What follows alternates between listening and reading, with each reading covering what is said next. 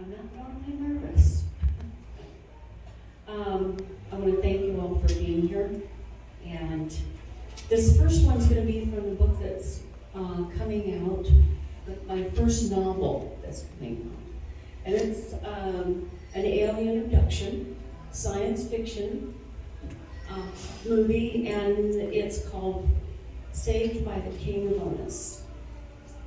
I'm going to be reading from chapter 2 and what happens in Tajar's freighter 200 years after she was abducted. Why is it so dark? As she reached for her bed covers, Pamela's hands encountered only air in her PJs. She struggled to open her eyes. They felt glued shut. She rubbed them with her knuckles until she cracked them open a sliver. What the?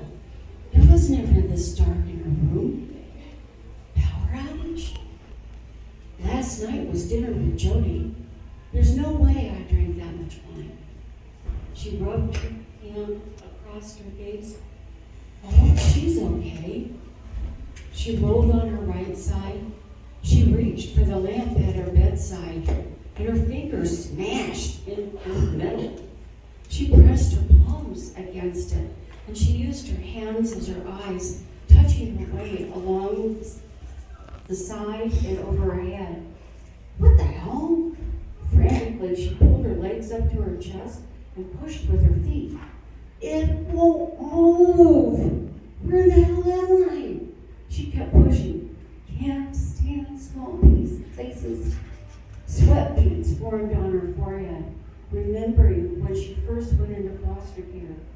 The boys chased her and locked her in a toy box. She'd been so scared she'd had to have a nightlight for years, and she still could hardly go into a closet without panicking. Her heart beating a rapid beat. Let me out, please. Let me out. She woke herself, yelling in her sleep. Jason Rosary, art critic, my ass. Anytime I paint something unconventional, your reviews are snarky and personal. She murmured, you can't box me in. Art is revolutionary, not superfluous, you jerk. She rolled over, one arm flung out, and smacked into the wall. Oh God, I'm in the box. No!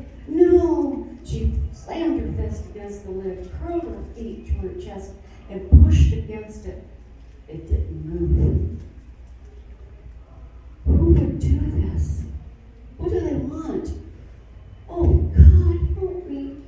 She slammed her hands against the top until the pain made her stop. She pleaded as loud as she could. Please, let me out. Someone, please. Help me or I'll die in here.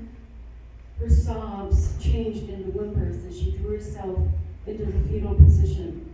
The whimpers became sighs as she slipped into a troubled sleep.